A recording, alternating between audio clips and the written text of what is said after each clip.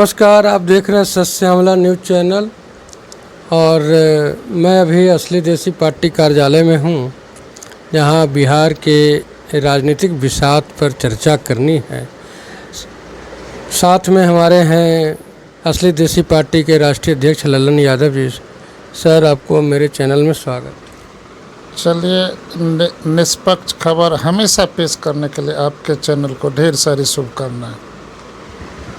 2 दिन पहले फुलवारी प्रखंड में, जो पटना जिला के अधीन है, एक बड़ी अमानवीय घटनाएं घटी है सर।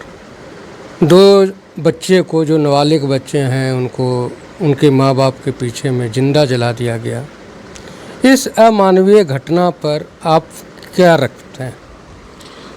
देखिए सर, यह दर्दनाक घटना है, बेहद शर्मसार करने वाली घटना। यह बिहार ही नहीं, पूरे देश में बिहारियों की मान और मर्यादा का हनन हुआ है इस घटना से। आज जो बिहार के हालात है, इतने प्रकार से खराब है कि ईमानदार लोग, वफादार लोग को जीना मुश्किल हो गया है।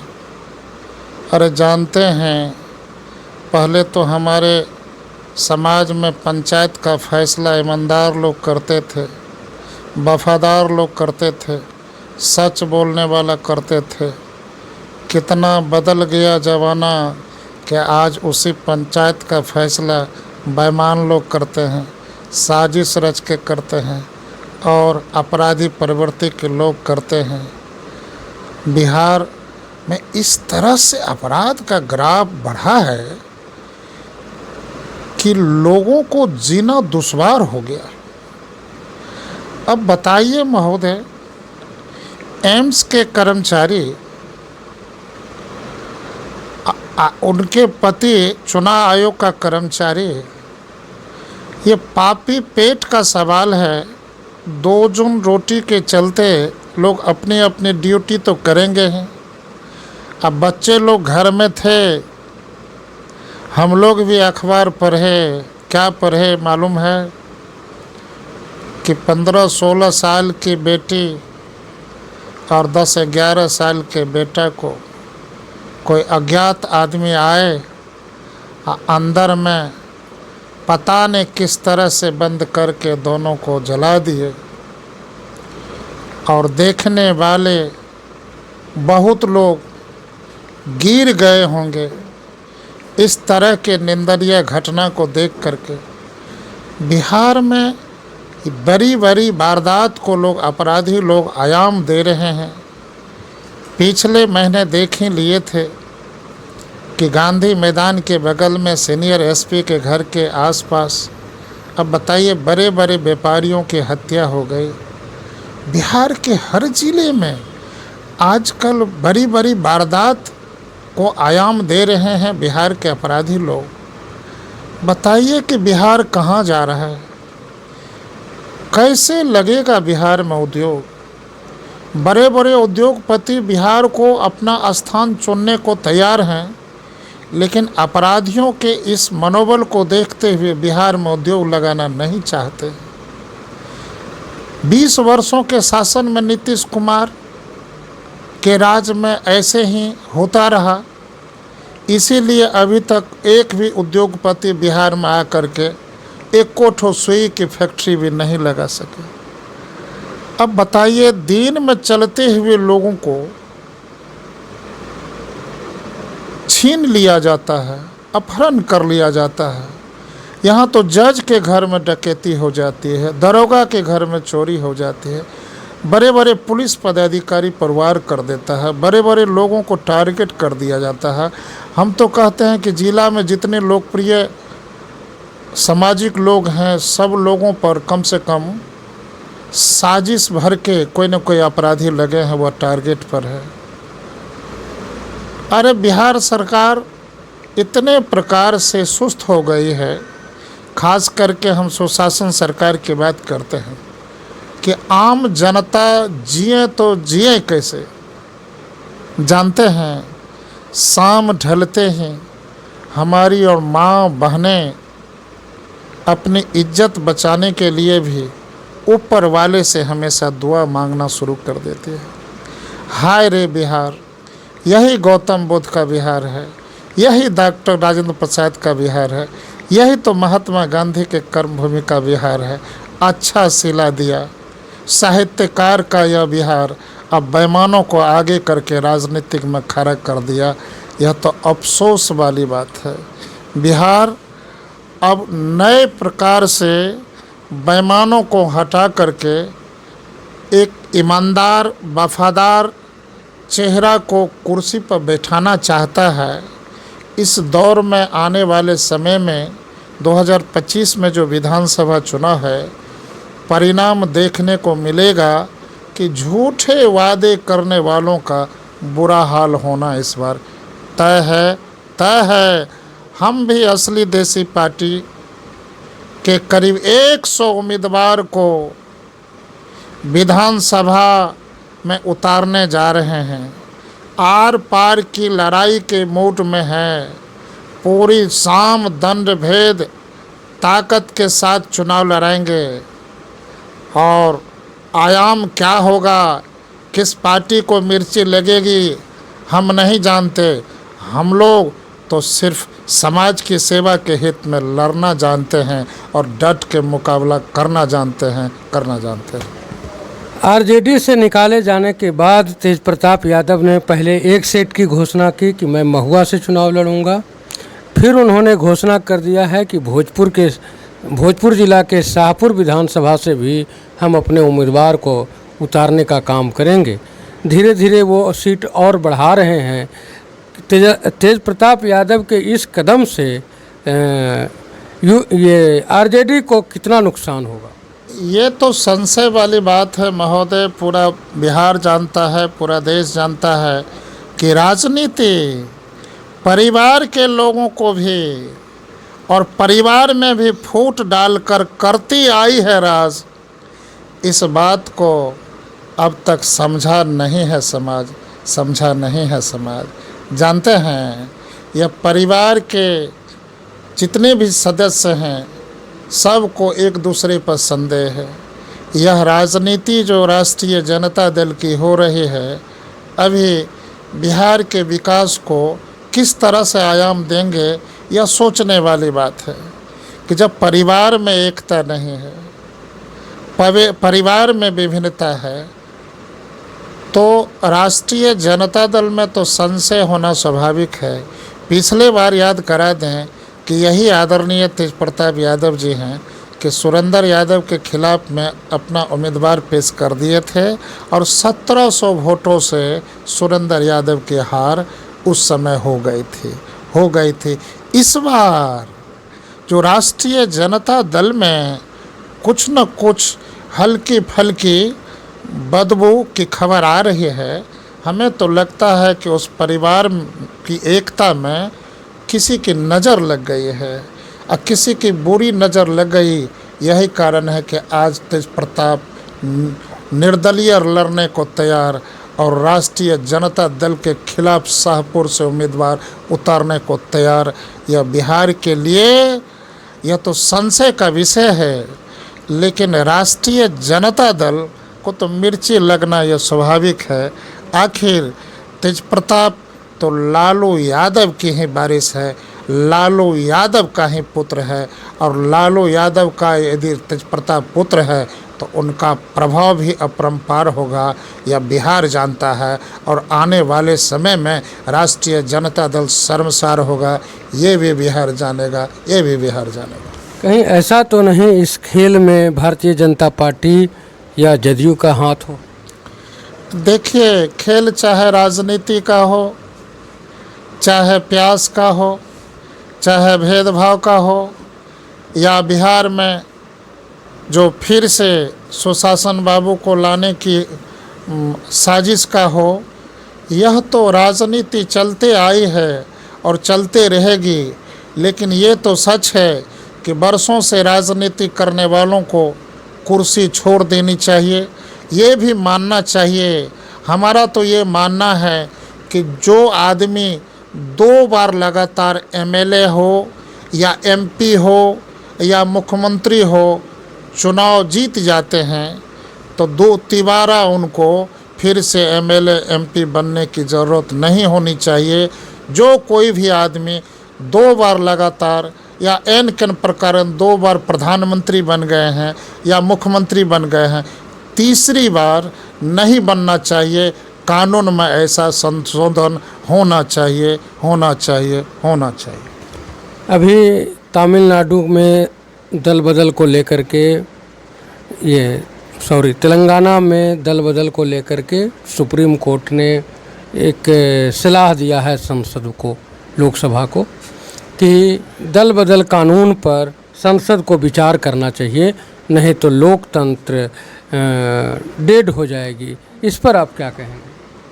महोदय, हम अपने कई राजनीतिक सलाहकार से सलाह लेने के बाद इस नतीजे पर पहुँचे हैं कि कानून में संशोधन होना चाहिए। लोकतंत्र की मान मर्यादा और भारत माता की एकता और अखंडता को बरकरार रखने के लिए, देश को एक नई रफ्तार देने के लिए, नया हिंदुस्तान बनाने के लिए, भारत माता की एकता और अखंडता व संप्रभुता को मजबूत करने के लिए देश में एक ऐसा कानून बने कि कोई भी दल, कोई भी विधायक हो, एमपी हो, दल को छोड़ करके यदि कहीं भी जाते हैं तो उस पर माने एक नियम के अंतर्गत माने कार्रवाई होना चाहिए, होना चाहिए, होना चाहिए। और यदि वो दल के विरोध में यदि किसी दूसरे पार्टी को समर्थन देते हैं तो उसकी सदस्यता रद्द होनी चाहिए, रद्द होनी चाहिए, रद्द होनी चाहिए। सर, कुछ साल पहले, 20 साल पहले जब लालू राबड़ी की सरकार रही, उस समय 900 कुछ करोड़ के घोटाले को लेकर बड़ा घोटाला और बड़े बवाल हुए थे। ये आपको हम लोगों से बेहतर ध्यान में होगा। लेकिन अभी कैग जो सरकारी संस्था है और सरकारी संस्थाओं को ऑडिट भी करती है, उसका रिपोर्ट है कि लगभग 71,000 करोड़ रुपए बिहार में खर्च तो हो गए लेकिन उनके हिसाब नहीं हैं। इस 71,000 करोड़ पर बहुत मामला जो है शांत है। इस पर आप क्या अपनी राय रखते हैं? श्रीमान, क्या कहेंगे, ये जग जाहिर है कि 900 करोड़ घोटाला के आरोप में आदरणीय लालू यादव जब जेल जा सकते हैं, इतने 25-30 वर्षों से परेशान हो सकते हैं, तो 71,000 करोड़ का घोटाला बिहार में हुआ है जिसका न कोई सबूत है और न कोई माँ बाप है। इसका कोई हिसाब बिहार में नहीं है। इसका सीधा तात्पर्य है कि घोटाला नहीं, महा घोटाला हुआ है। और सीएजी के रिपोर्ट में जो यह उजागर हुआ है, यह साबित हो गया है। तो इसीलिए इस सीएजी रिपोर्ट को देखते हुए केंद्र सरकार को भी तुरंत नीतीश कुमार को बर्खास्त कर देना चाहिए और बिहार में राष्ट्रपति शासन लागू होना चाहिए। और 71,000 करोड़ घोटाला के आरोप में नीतीश कुमार पर, सुशासन की सरकार पर कार्रवाई होनी चाहिए, होनी चाहिए, होनी चाहिए। सर, एक आखिरी सवाल है कि जिन मंत्रालयों में हिसाब नहीं है, लेखा जोखा नहीं है, उसके अधिकतर मंत्रालय के मंत्री भारतीय जनता पार्टी के। उसके बाद आप यह कहते हैं कि भारतीय जनता पार्टी जो केंद्र में सरकार में है वो बिहार सरकार को बर्खास्त करे। क्या आपको लगता है कि भारतीय जनता पार्टी इतनी ईमानदार पार्टी है जो अपने ही मंत्रालय में बैठे अपने ही लोगों को बर्खास्त करेगी? ये तो सच है कि भारतीय जनता पार्टी बदनाम हो गई भ्रष्ट नेताओं का पाप धोते धोते। अब भारतीय जनता पार्टी का नाम लोग लेना नहीं चाहता। भारतीय जनता पार्टी का नाम लेने से पहले लोग गंगा स्नान करना चाहता है क्योंकि यह देश को मालूम हो गया है कि जितने भी भ्रष्टाचार करने वाले लोग हैं जितने भी भ्रष्ट नेता हैं, जितने भी अपराधी प्रवृत्ति के लोग हैं, जितने पर बड़े बड़े मुकदमा हैं, और गंगा नदी के तरह जिस तरह से लोग स्नान कर लेते हैं तो पवित्र रूप धारण कर लेते हैं, वैसे लोग ही उसी प्रकार से भारतीय जनता पार्टी में जाने के साथ ही वह पाक साफ हो जाते हैं। इसीलिए इस बार की बारी अवैसे दागी शासन को हटाने की तैयारी 2025 के चुनाव को लेकर आम जनता को एक संदेश। देखिए, यह तो बात सही है कि बिहार का विकास अभी तक ठप है। आम जनता भरपेट भोजन करने पर मजबूर है। बेरोजगारों का बुरा हाल है, हर घर में बेरोजगार है, काला बाजारी है, घूसखोरी चरम सीमा पर है। सरकार के हर विभाग में घूसखोरी सबसे बड़ी कमजोरी है। कार्यालय में बिना लेन देन का कोई काम नहीं होता है।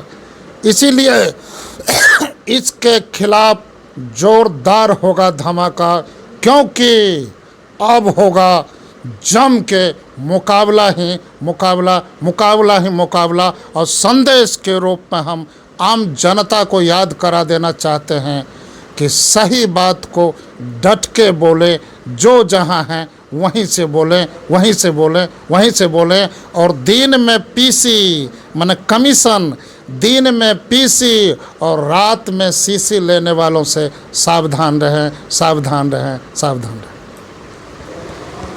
हर खेत को पानी और हर हाथ को काम, यह नारा सुनते सुनते कितने लोग तो स्वर्ग सिधार गए, कितने लोग के पैर जो हैं कब्र में हैं, और कितने युवा अर्ध उम्र दराज हो गए। और आज भी न हर खेत को पानी मिला, न हर हाथ को काम। और अब तो यह नारा भी नहीं है, शिक्षा मौलिक अधिकार था, वह भी लगभग समाप्ति की ओर है। हमारे यहाँ पिछले 5 वर्षों में 2020 से 2025 के बीच में किसी विद्यालय के भवन नहीं होने और किसी विद्यालय में बच्चे नहीं होने के नाम पर लगभग 4,500 विद्यालय बंद कर दिए गए, और यह बताया गया कि उसको कहीं दूसरी जगह चलाए जा रहे हैं। अभी सूचना के अधिकार के तहत पता चला है कि लगभग 186 ऐसे विद्यालय हैं जिसमें सबसे ज़्यादा विद्यालय मुजफ्फरपुर में है, जो आज भी किसी पेड़ के नीचे चल रहे हैं। कैसा सुशासन, कैसा विकास! पिछले 35-40 वर्षों से बिहार की क्या दुर्दशा हुई है, उसका आकलन कौन करेगा? क्या हम युवा इसी तरह से बिहार से बाहर पलायन करते रहेंगे, पिटते रहेंगे, और बिहार वापस आकर जात के नाम पर, धर्म के नाम पर बट करके वोट देते रहेंगे और बाद में जलील होते रहेंगे? यही हमारी नियति बन गई है। अगर यही नियति है तो आने वाले दिन में जो हमारे बच्चे आएंगे, नई जनरेशन आएगी, उसकी दुर्दशा और बदतर हो जाएगी। तो इस पर ध्यान दें और आने वाले चुनाव में सत्ता नहीं, व्यवस्था परिवर्तन करने के लिए अपना कीमती वोट करें। सर, आपने जो समय दिया उसके लिए धन्यवाद। चलिए, आपके चैनल को और आपके खबर वाली रफ्तार को ढेर सारा धन्यवाद। जुड़े रहें, देखते रहें, और हमारे समाचार संकलन में जो त्रुटियां हैं उस पर आप हमारे कमेंट बॉक्स में कमेंट करें, ताकि हम आपके कमेंट से कुछ सीख लेकर, अनुभव लेकर और बेहतर आप तक पहुंचाने का काम करें।